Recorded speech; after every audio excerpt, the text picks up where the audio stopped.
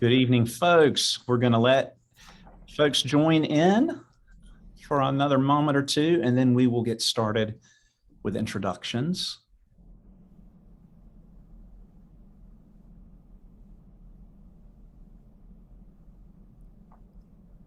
All right, I'm going to go ahead and get started. I want to welcome everyone tonight to our Great Wednesday webinar. My name is Roger Hutchison. I'm the Director of Christian Formation and Parish Life here at Palmer. And we are thrilled to welcome the Reverend Dr. Beverly Gaventa with us this evening. And I will do an introduction of Dr. Gaventa of Beverly in just a few moments. But I want to do a little bit of housekeeping and to share some exciting news with you tonight. Of special note, we have 3 households who are hosting watch parties tonight of this webinar series. And so what we're going to do is those folks have invited a small group of people into their home. They've shared a meal or dessert or gathered together around the table in that way. They're watching this webinar, and then they're going to have a conversation following it. And so we are thrilled to give Palmer to offer this opportunity for this small group gathering, for this. You know, we're desperate and we're hungry to be together. And this is a way that we can do that in the spirit of the way we did Great Wednesday in the past, and as we navigate the future the way we are. And so thank you to those, you know who you are, who have people in your living rooms tonight joining us. So thank you. I also want to remind everybody that if you have a question, please place that in the question box. And I will navigate those questions, get those to Neil, and we will have those answered as we are able. And so with no further ado, I would like to welcome again Dr. Gaventa to this webinar series. Let me do a brief, give a bio so folks know I need my glasses. There we go. Beverly Roberts Gaventa is Helen H.P. Manson Professor of New Testament Literature and Exegesis Emerita at Princeton Theological Seminary. Her publications include Our Mother, St. Paul, The Acts of the Apostles, 1st and 2nd Thessalonians. She didn't write those books of the Bible, books that are about those books of the Bible. Not that old. Right. Mary, Glimpses of the Mother of Jesus.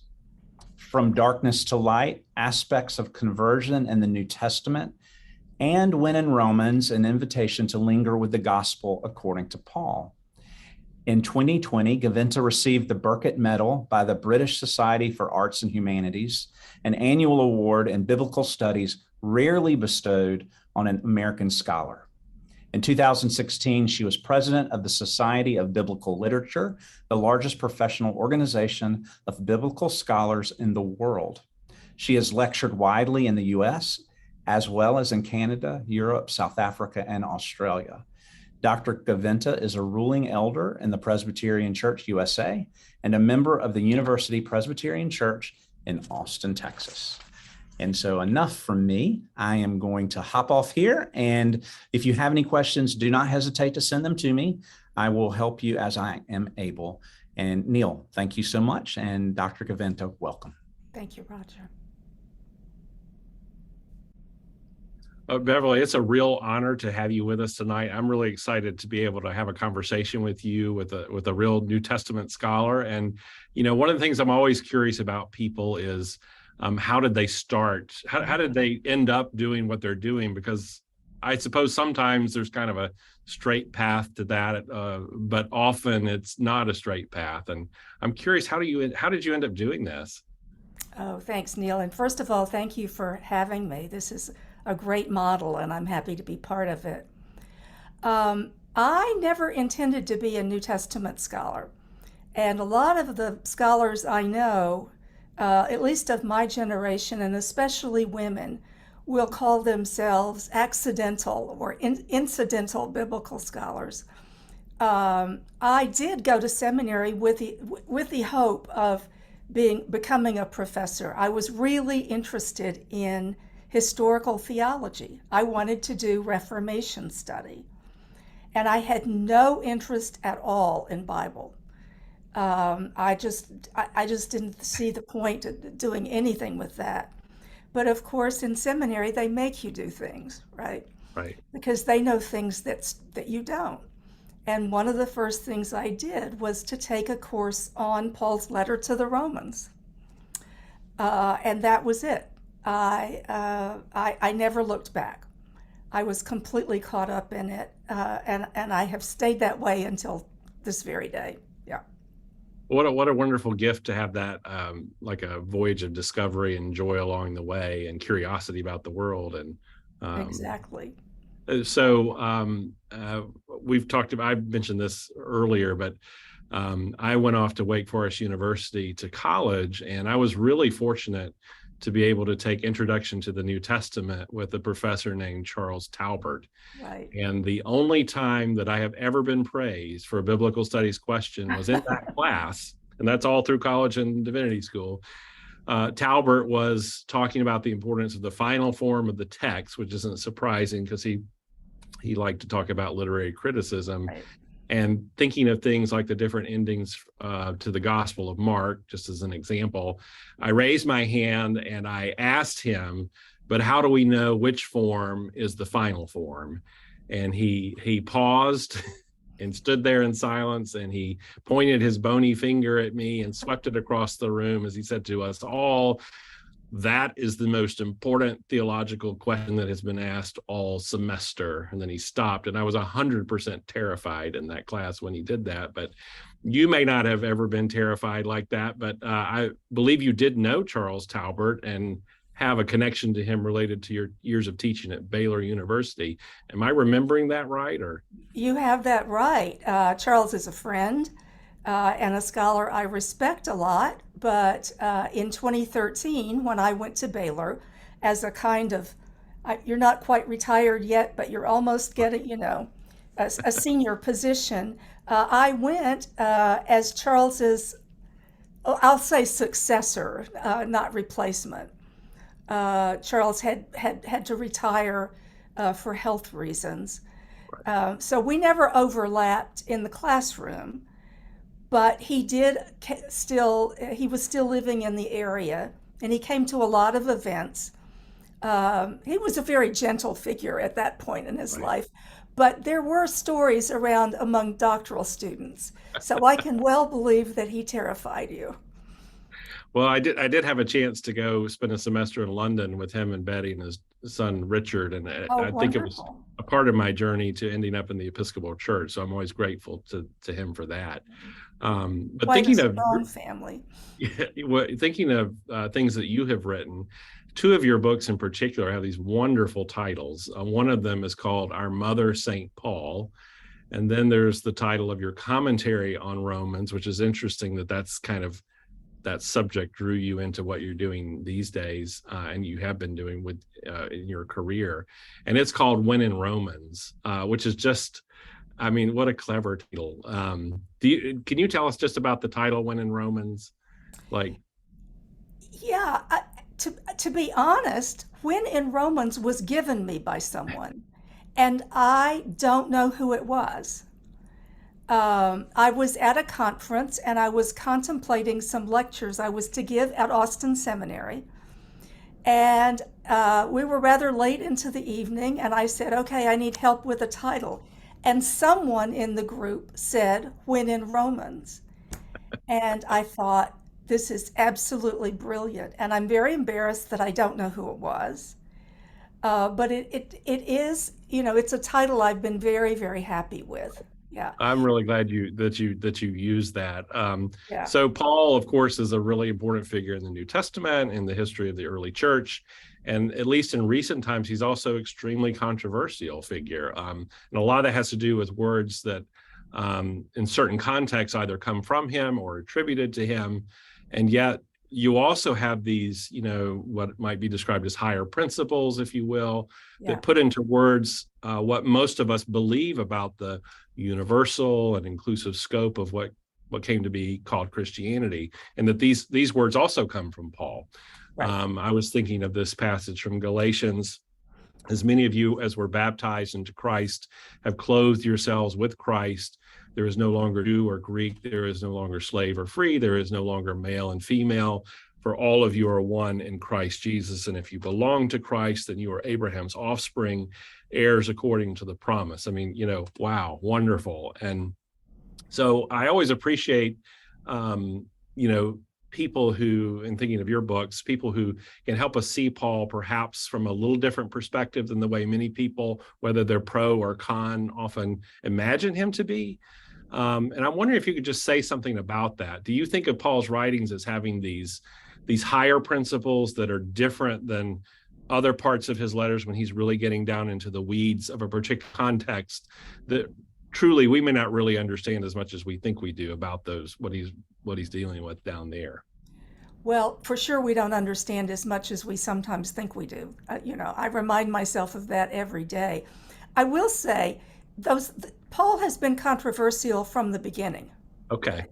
And Patrick Gray at Rhodes College has written a book on the history of Paul, of people disliking Paul. I'm not doing justice to his What a great idea. I think that'd be interesting. Yeah.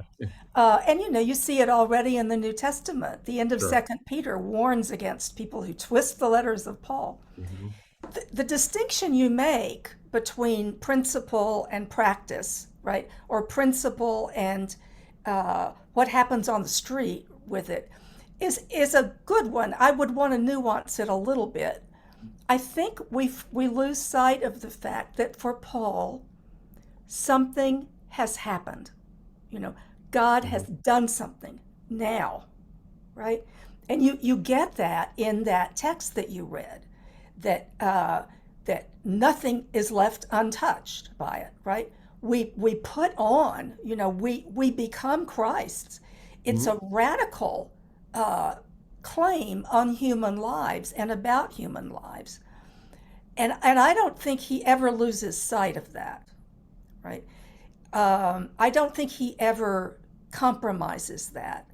I do think that there are times when there are situations that have to be addressed, and they're very different contexts, just as your context at Palmer in the last 2 years has been something you never imagined, right? Sure. There were no courses to prepare you for handling a parish in a pandemic, right? You have to deal with that on the ground. Well, it's not the same, but there are all these changes that happen when he's in Corinth and they think they know everything and they don't need any help from anybody. I'm parodying quite a bit.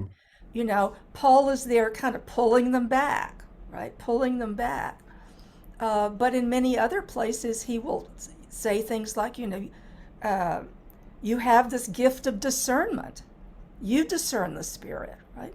So there's a lot of flexibility that I think is born out of different situations. And I was thinking about this the other day. Parents say to their children and mean it, I love you unconditionally. Nothing you could ever do would cause me to stop loving you.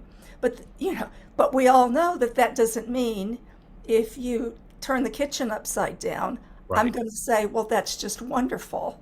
Right.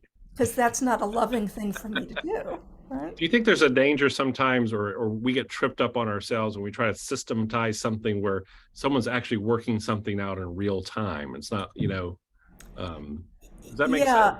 Yeah. Oh, yeah. A lot of New Testament scholars will talk about Paul now, not Paul's theology as if it were, something set and organized with parts 3 and 4 and 5, but as Paul theologizing. Sure, that makes sense. And it's not just a pragmatic matter. It's also that the gospel doesn't leave us where it found us, right? God doesn't leave us alone, and God is doing new things. So it would be odd if the theology didn't change, if we didn't theologize on the spot. Yeah. Interesting. So thinking of a particular local context that most of us not only don't understand, but we just skip right over. I really want to ask you some things about Romans chapter 16, Aha. which is the last chapter in that famous letter from St. Paul. And by the time, even in a Bible study, by the time we're like, we're done. We've finished. It was just because we've gotten all the ideas out there. Now this is just all the stuff at the end. But I'm guessing since you wrote the book, When in Romans, you might have something to say about this. So in that chapter, at the end of that letter, there are a whole lot of names listed there, people whom Paul is either introducing or asking to be greeted, all that kind of thing. And within that list, there are a lot of women who are named there. And so Paul commends to them Phoebe, a deacon in the church. He wants them to greet Prisca, Aquila, whom he specifically says work with him in Christ Jesus and risk their necks for his life. He also says that they get a lot of things. He says that a church meets in their house. Right. He talks about Mary, who has worked among the people to whom he's writing. He talks about Junia, who was one of a couple of folks who were not only imprisoned with him, but are also, quote, prominent among the apostles. There are women named Tryphena and Tryphosa and Persis, and the mother of Rufus, who was like a mother to Paul himself, and several unnamed sisters of other people named in the letter at that point. Can you describe for us some of what's going on here that most of us probably have not paid much attention to, or certainly that the church through history hasn't paid much attention to? Yeah, I think you're absolutely right that for many of us, when we get to that point in the letter, we're so tired, just like, I'm out of here. And the names are odd. Right. I don't personally know anyone named Tryphena. Right. Or Epanetus. I had a parishioner in my last church named Persis. That's the one I could pick out, I am beginning to know a fair number of little girls named Junia, which makes me very interesting. happy Yeah. when they want to talk about that. Well, one of the things this reminds us is that this is really a letter. Yeah. Right? We tend to treat it sometimes as if it were an essay or a treatise or a set of doctrine, but it's really a letter. And when Paul gets to the end, he greets some people. I'm going to set aside Phoebe for now, right. But he greets people he knows already. He's already worked with Aquila and Priscilla, or Prisca and Aquila. Notice he names her first, which probably means she is the more important in these circles, right? He names these people, and he says something about many of them, not all of them. He knows some of them, he doesn't know others. Some are clearly Jews, others are clearly not. Many of them are slave names, by the way. Interesting. Now, how do you know that? We know it because they're names that were routinely given to slaves. There are indices where you can find these things. Wow. Like Hermes is a name. It's a god. It's a name that's given to a slave. So with the women in particular, to get to your question, one of the things this shows us is that what we call, the only word I have for it is leadership, which automatically sounds to us corporate and formal.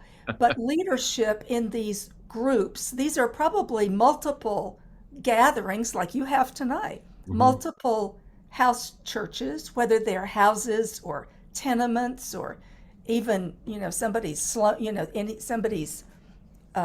place of business. But these multiple places where people meet, they have some kind of leadership. Well, if it's in the home, the chances are excellent that the woman will be in charge of that. But I want to push it a little further than that, and I think rightly. The words Paul uses there, I get a little bit nerdy here, the Greek words Paul uses for these people, especially the women you talked about, are words he uses elsewhere for his own work of preaching and teaching, right? So my contention is, if reflection about Paul and women started in Romans 16 and not over in 1 Timothy, which he likely didn't even write, we would have a very different picture of Paul and the leadership of women. And Mhm. he says not, he doesn't seem to feel the need to defend them or to explain why they're there. They are there. They're doing the work, and the work is not just cookies, right? Right. Right. Not that there's anything wrong with cookies. Yeah. I happen to like them a lot, Right.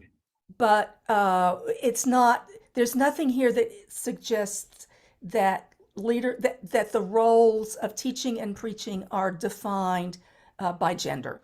Mhm. Thank you. That's really helpful. I mean, and then thinking about some of the individuals here, can you talk Yeah, to us about this curious debate about Junia? yeah, This is one of the persons prominent among the apostles, as Paul puts it in his letter. But there are some translations that have not referred to this person as a right, woman. Do I have that right? right. You have, Untangle that knot for us. yeah, yeah. I'm going to give you the short version. It's a fantastic story and a fascinating story. In Greek, and if I had been clever, I would have if we were together, I would put this on a board, or I might even come up with a PowerPoint. But in Greek, Greek is an inflected language. So words, if I say I'm writing to Neil, Right. that has a different form than just saying Neil is the subject of something. So that name Junia in Greek, um, you could theoretically you could have a name Junia, a woman, or a male named Junius, and they would look exactly the same, Okay. except for the accent mark. But in these early Greek manuscripts, there were no accent marks, right? So the question is this the name Junia, or is it a male named Junius? Now, it gets more interesting because there is massive evidence for women named Junia. There is this much evidence, none, Hmm. for male names Junius. Right? For the first 13 centuries of the church's life, every text that refers to these two assumes that this is a woman. Even St. John Chrysostom, who was no feminist, Sure. praises her, right? Yeah. So what happens, it gets a little messier, but Luther thought this was a man. Hmm. Um, Even so, the King James Version treats this as a woman. Greek texts, Greek publications, Greek Bibles treated this as a female, all the way up, and translations did all the way up to roughly the end of the 19th century. And I can't demonstrate this, but I suspect it's a reaction against the suffragette movement. That is my hunch. Along about the beginning of the 20th century, a famous German scholar said, this must be a man named Junius because it couldn't possibly be a woman, Wow. because a woman wouldn't be called an apostle, right? And that kind of got into the water and Right. infected translation and scholarship until the late 20th century. Wow. That's a huge impact, but it's interesting. That's a long track record of evidence prior to that. I mean, that's strong track record of evidence. There's really no doubt about it. And now you find even, I think across the spectrum, scholars almost entirely agree Okay. that this is, and always has been, a woman by the Well, name of Junia, then who was called, yeah, let's iron out one other related wrinkle then. yeah, So right, Junia is Junia. right. Is Junia highly regarded among the apostles or by the apostles? What's going on there? Did I just make that up or did I hear No, that? you didn't make it up. Okay. In Greek, it is possible that it could be either one because of the preposition that's used there. "In" can be by or among. Um, and there's been a big fight about that with people looking at every bit of evidence they could for that kind of construction. I don't think that sort of examination finally is going to persuade people. One of the things that's worth noting, however, is that Paul does not anywhere else say so and so is highly regarded by the apostles. Oh, sure. In fact, if anything, he is very suspicious, right? Right. Think about Galatians, So it seems very unlikely that he Okay. thinks that this is somebody the apostles think well of. Instead, Right. Junia and Andronicus are, I would say, what we would call a missionary couple. Interesting. Yeah. Okay. And yeah, and the way you put that earlier too. I mean, yes, that's the Paul we know. Like, how would he Right. put that? That's interesting to think about it that way Exactly. too. Yeah. So then, if Junia is prominent, highly regarded among the apostles, you know, you kind of frame that nicely. Like, what does that word even mean? How Right. narrow or broad is it when it's used in a context like this? Because sometimes we're used to words, from a later context, and we just sort of use it as a cookie cutter, and it must have meant this the same way all along the Right. way. Right. Uh, yeah. When people think that they should imagine something like, what did web mean to you? Right. 25 years ago. For Sure. those of us of a certain age, at least, it didn't mean what it means now. Right. Nor did Zoom, Right. you know, mean And here whatever we it means. are. Yes. Right, right. So anyway, that's pretty clear. Um, an apostle, an apostolos in Greek is simply someone who's been sent with a job to do, right? Um, Now, one reason we all tend to think apostles means the 12 is that's the way Luke treats them, Hmm. right? By Luke's definition, even Paul wouldn't be called an apostle. Right. Sure. Um, Paul works with a different definition, and it tends to be more general. Mhm. Although he doesn't use it a lot, I think it's a very specific term for him that has to do with what I would call preaching and teaching, mostly preaching. So at the beginning of this last chapter in Romans, moving to Phoebe, Yeah, Phoebe is described not only as a deacon, but also as, quote, a benefactor of many and of Paul as well. You once said in another interview, I've never forgotten. I heard this and I thought, now that is interesting. You said in another interview, there's something maybe surprising, but very specific that you do when you pick up a new commentary on the letter to the Romans. So what do you do? this is very unfair because no one should have just one. It's a kind of litmus test. Right. But the first thing, I confess this, the first thing I do is I look to see how 16:1 and 2 and the Junia passage are handled. And with Phoebe, because Phoebe has been called a servant, there's nothing wrong with that.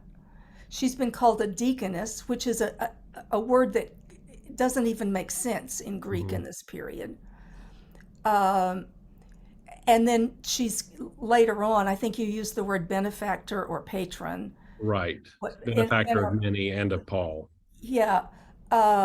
Sometimes people will talk about her as a helper. Mhm. If you look at the Living Bible, it actually says Phoebe is a good Christian woman. You know, so again, I have nothing against helpers or Sure. servants or good Christian women, but Paul uses two very specific terms. A deacon, again, we've had a very narrow view of this. A deacon is somebody who's commissioned to do something. It's a go-between. And so it could be, as I was taught, somebody who waits tables. Mhm. But it could also be somebody who is the emissary. And I think she probably is the emissary of this church in Cancria, a kind of leader of it. And then the other word, if I can skip to that, Sure. Paul says she is a prostatus. Well, a prostatus is a patron or a benefactor. And that need not mean, some people have, and I think I've been guilty of this, have deduced from this that she must be very well very rich. I think that's probably not the case. Many of these people are quite poor, or they live in a way that's fragile. I mean, most people in the Roman world did. They were, it's not like you had a big, thriving, what we will call middle class. You have a few elite, and you have a lot of people who are barely getting by. Phoebe was probably above barely getting by. Mm-hmm. She had enough goods, she had enough of household that she could be of help to others. And Paul regards her as a kind of benefactor for that reason.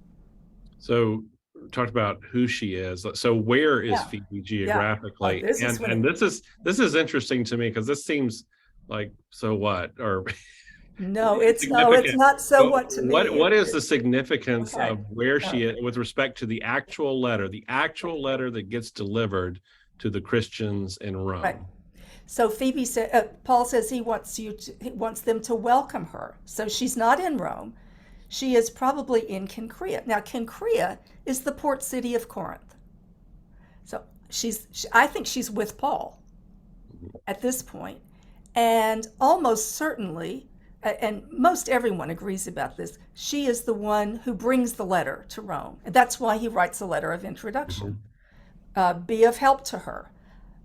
Help her in whatever she needs. And I suspect what he needs is for her to take this letter around. They didn't have email or anything like regular mail service. Take it from one group to another. And here I'm going to go out on a limb just a little bit. I think she reads the letter. Again, people, they didn't have copies, so everybody could read. Somebody was going to read the letter. Who better to read the letter than the person Paul has sent with it? Right. And when she reads it, she becomes its interpreter. That's go watch 2 news channels. I won't bother naming them, and see the same headline, and that when you read something, you make an interpretation of it. So I think Phoebe is the first interpreter of this letter. I mean, going back to just Paul himself, I need Phoebe to come visit me to describe Paul to me, describe his words, interpret what he's saying in the letter. I mean, wouldn't it be helpful? Yeah, it would be. I mean, do you think about these figures sometimes, like Phoebe, like in a kind of like a kinship with someone like Phoebe as an interpreter of you have no idea. I absolutely do. There is an Australian scholar who has written a fascinating article in which he says, the title of which is something like "Paul Talks Like a Girl." And he's looking at the phenomenon of a man's text, and I think that's the male text read in a woman's voice. Oh, interesting. Especially in a world where a woman's voice was not necessarily appreciated, and how that is received, and how that. So it's somewhat speculative, but it's a fascinating thing, and I like to imagine. Right. How did this portion sound, especially to people? I said earlier, a lot of these are slave names. Sure. This is a slave hold. This is a slave. I'm still stuck on that, quite frankly. Yeah, I want to go back and learn more about it. The estimates vary, but I would say conservatively 30% of the Roman world at this time is enslaved. Wow. So it would be astonishing if there weren't slaves. Well, since I don't have Phoebe here to ask about Paul, I'm going to ask you this question. And thinking about interpreting or explaining Paul to other people, not in ancient Rome, but the people who sit in our pews, And I think you and I probably both know that a lot of the people listening to this conversation, they don't necessarily have any idea how much has been written about in recent years about different ways of reading and understanding Paul in his Jewish context. So many people, whether they're attracted to Paul or they're not attracted to Paul, many of them have the typical German, Lutheran, whatever you want to call it, law gospel distinction in their mind when they're thinking about Paul and reacting to him. This door's been opened to grace and freedom, and maybe to one degree or another, it's like he's walking away from the religion of his youth, which then is sometimes, can be in extreme versions caricatured as ossified and legalistic and so forth. Yeah.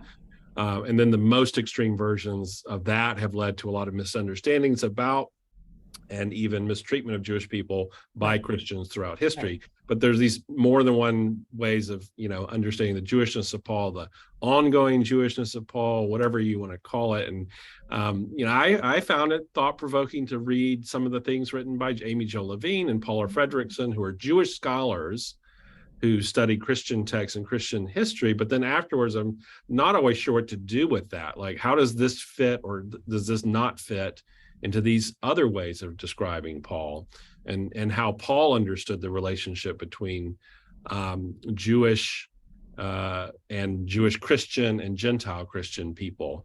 And I know that's a huge question, but just, for the people sitting in our pews, can you even untangle that a little bit for us? Yeah, I mean, I think we have to admit, and we do know that Christians have mischaracterized Jews. Right. And have sometimes purchased for themselves a Jesus they liked a lot by making Jews look bad, right? And wanting to separate Jesus from Judaism, wanting to separate Paul from Judaism, which would be astonishing to both of those people, right? Which is offensive from the get-go. Just some basic things to say. Judaism in the first century was a very diverse phenomenon, right? And it probably did have some legalists. There's some legalist Presbyterians and legalist Episcopal, right. But Judaism as such, to think of Judaism as such as legalistic is simply unfair. I think what Paul is doing, I'd go back to what I said earlier about, for Paul, something has happened, right? And this thing that has happened has caused him to rethink some of his earlier convictions, right? That doesn't mean he stops being a Jew.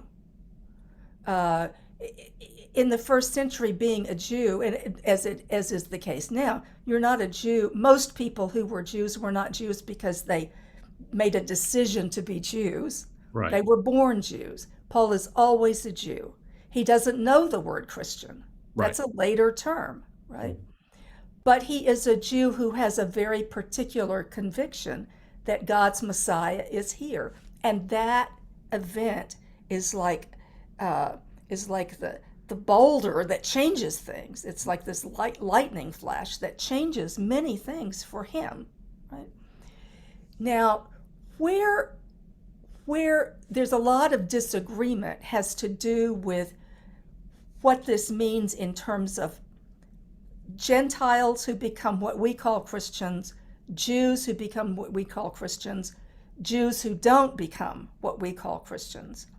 I'm going to leave the last group aside altogether at the moment and just say that there are scholars who think that Paul understands Christ, what the person we call Jesus Christ, the Son of God, to be sent for Gentiles. Right. Period. Yeah, you're right. Yes. Full stop. Right. I do not agree with that. Mm-hmm. I'll just say that out. Mm-hmm. I think that Paul understands Christ, Jesus, as having been sent as God's Messiah for the entire human population. Right. We'd have to talk about that much longer to get clear about it. There are people who think that now Gentiles become part of Israel. I also think that's wrong. Mm-hmm. I think Gentiles become offspring of Abraham, but he always uses the word Israel in a very particular way. I don't think Paul is imagining a future in which there is Israel on the one hand and Gentile Mhm. Christianity on the other.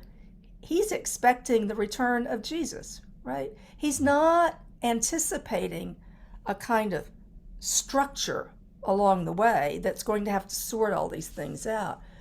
But I do think that for Paul, I can't get past the all language throughout Right. Romans and Yeah. elsewhere. That's This is part of not, what I really wanted to ask you about. yeah, That's one of the big things that kind yeah, of yeah. I And pondered that. people Yeah. who, there are people in what's called the Paul within Judaism scholarly group who disagree about that question Right. rather strenuously. Yeah. Well, let's talk about something less controversial. Going back to the title of one of your other books that I mentioned earlier, Our Mother St. Paul. And I say that joking a little bit because I love that title and it catches me off guard. And I even kind of wondered if that's the kind of title that can provoke hate mail from liberals and conservatives, like for different reasons. I don't know. Tell me about that book. What's that about? Yeah. And where did that title come from? Well, the title actually comes from the medieval figure Anselm.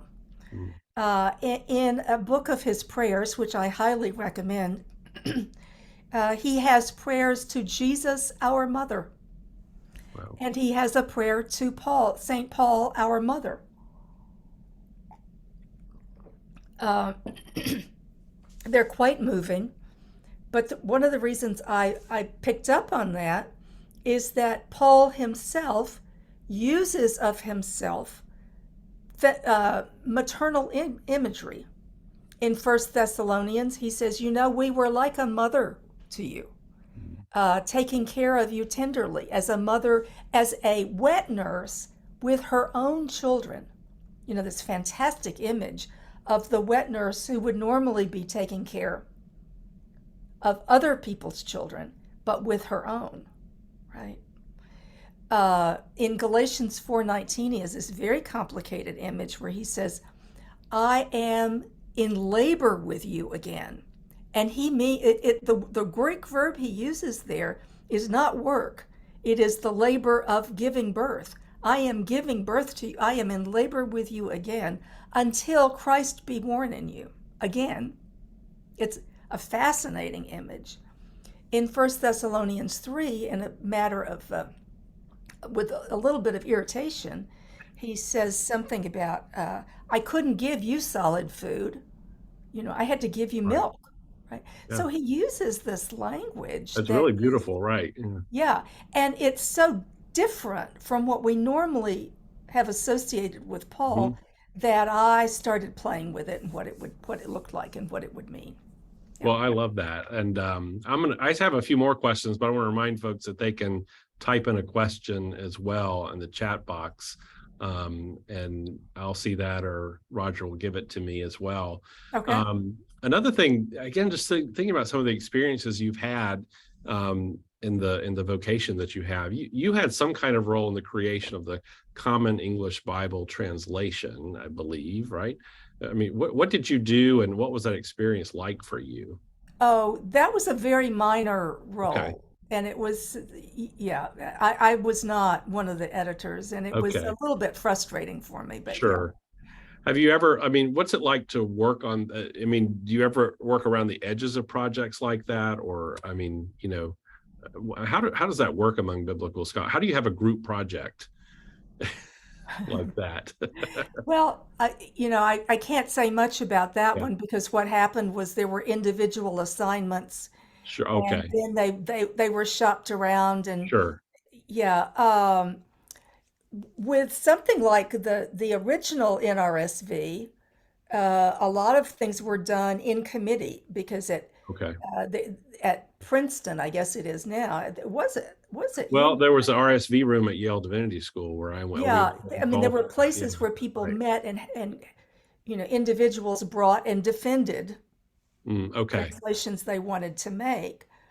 Um, but I have not been involved in that. Yeah. I think it would be very difficult. I am in the process. You referred to when in Romans as a commentary. It's actually sort of preliminary. It's sort of, while I am in Romans, I am actually working on a commentary that involves translation, and it is exceedingly difficult. I sometimes think every single word, it will, Hmm. it every single word that I've read in Greek and translated my whole life, but there's a debate about this, there's a question about that, there's an ambiguity, and you find yourself turning it over again. And then, well, if I translate this word this way here, what happens to what I've done back here? Hmm. Do I need to change it? And it's, I would think it would be a very different. I didn't really think about this. So you mentioned this earlier, thinking back to the RSV, like the RSV room at Yale Divinity School, a group of people meeting in person to wrestle with right. something together, and to change ideas in the same room versus the way that probably happens today, where things are shuttled around electronically. But that's a different experience, It would be a very different experience. right? One other thing that I'm curious about, if you could help people understand, you mentioned earlier, the first letter to Timothy. And again, what's going on there? It's written in Paul's name. And we had a discussion about something else in our men's Bible study. And we were meeting on St. Francis Day. And I said, a lot of things attributed to St. Francis aren't really quotes from St. Francis. I said, that's why there's that beloved prayer that's in the Book of Common Prayer that's helpfully titled A Prayer Attributed to St. Francis. And it oddly came up later because I read a quotation. We were reading through the book of Acts, and I read a passage from Josephus, and it was about Jewish exorcisms. And he's telling this story that goes all the way back to Solomon. And then someone was asking about Solomon. I said, I think that passage is kind of like the prayer attributed to St. Francis. Like he's sort of trying to explain where something came from, and it's in this Right. kind of lineage. Can you kind of explain, how works, whether in the Bible or outside the Bible, that are written in someone else's name? I've sometimes described it to people as an ancient footnote. Like, I don't know if that's a helpful thing or not. I'm trying to think of ways that's easy to explain that to people. Yeah, I think what you get is the taking on I don't really, the word authority is problematic, but it's taking on, it's like the, the author, and I'll come back to why we think this, Right. but somebody taking on the role of Paul to speak to his probably situation. And in the ancient, I mean, we would call that, well, plagiarism wouldn't be quite the right word, but we Right. would call Yeah. that This is fraudulent. what Right. trips people up, I think. Right. Yeah. You could go to jail Right. for doing that, or you could be sued for doing it. And I've had students say, that means there's a lie in the Bible. You're saying the Bible has lied. Well, by your standards, right? Right. But but by the standards of the ancient world, that is not a problem. That is not so problematic. Are you not showing due respect? And Yeah, in a I'm sense, thinking of a different frame of you are right. reverencing Right. this figure, right? And I suppose it could be done for malicious reasons. Um, I sometimes have joked that this we think that, at least I think that's possible, that the person who wrote First and Second Timothy, for example, or perhaps even Ephesians and Colossians, is from the Pauline circle Mhm. rather than being Paul, and not somebody who's just come along and taken up the name. But I have sometimes joked that the person who wrote First and Second Timothy was a bad student of Paul. Um, but I'm being facetious when I And then say it leads some people, like, they get too caught up in it. And I mean, my last two sermons here at Palmer have been from First Timothy and Second Timothy, respectively, whereas some people kind of then want to distance themselves. But there was something important in each reading that I wanted yeah, to pull out and highlight that I thought spoke to our community. right, right. And I Now, guess on a related note, I mentioned I'm going to speak with Amy Jill Levine again and Mark Brettler together, and they wrote a book about how Jews and Christians read the Bible. And there's some of that discussion I find really helpful and actually liberating, especially even for a lot of liberal Christians. In a way, they kind of tell Christians to be more Christian in their reading, which is a helpful thing to hear from Jewish scholars. Right. And one of the things that related to that, I've had a conversation with my colleague, who's a senior rabbi on the other side of the campus, at the synagogue there, and I said, I remember trying to wrestle with biblical studies on the front end of things in the early years, and then finally kind of thinking, gosh, if St. Paul took an intro to New Testament class with Charles Talbert, I don't know if he'd get a good grade with the way he's using the Old Testament in his letters and things. And then later to just kind of realize, oh, well, he's doing what everybody's doing. Like I'm sort of imposing. It's like I feel like I'm imposing, something from the 20th century at that time back in a way that it's just not how people wrote or thought. They were much more free. Could you say something about that? Because that was the realization, and just accepting that was not only liberating to me in terms of not worrying about that, but it also in a way kind of made me want to be more free. I kind of think of like, Walter Brueggemann's The Christian Imagination, kind of letting ourselves explore all these texts. You know what I'm talking about when I say that about his I do, and I think there is room, there is a time for disciplining our reading, so that we don't go off the rails altogether. Right. And then there is a place to be playful, right? And it helps, especially now I'm thinking of clergy in particular, it helps to have the tools to stay, rather close to the historical literary questions, but then it also is helpful to turn a text a different way, to ask a different set of questions. One of the things we're learning, there's a fascinating new book, not that new now, 2 or 3 years old, by Lisa Bowens at Princeton Seminary, on the way African Americans have read the Apostle Paul. Yeah, sure. Going into diaries and sermons and so forth. And some of us thought, based on the story that's told a lot about how Howard Thurman's grandmother wouldn't let him read Paul, that it was all going to be negative, right?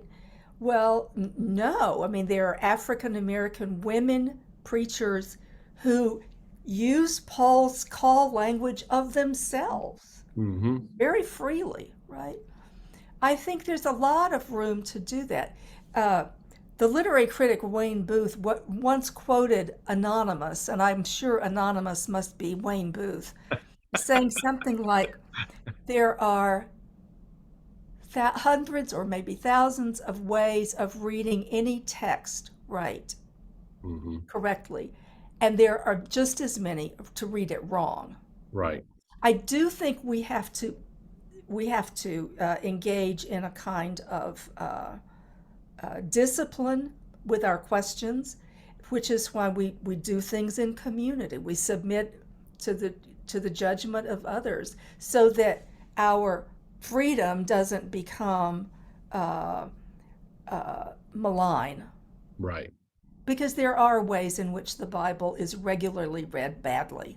Sure, exactly, yeah. And I don't mean just not very well, I mean maliciously. And we want to, to test every spirit, as Paul did you have, as being on where you stood in the classroom, were you often aware, I'm sure it happened, but how often were you aware of students who rediscovered the Bible, like that was their experience of the Bible, and then they're kind of like, I don't know, or they're, they're gonna, like they become, I don't know what the right word is, not re-enchanted, but they become reintroduced to the biblical text and find absolutely. Textured and rich and deep in a way that they didn't realize before.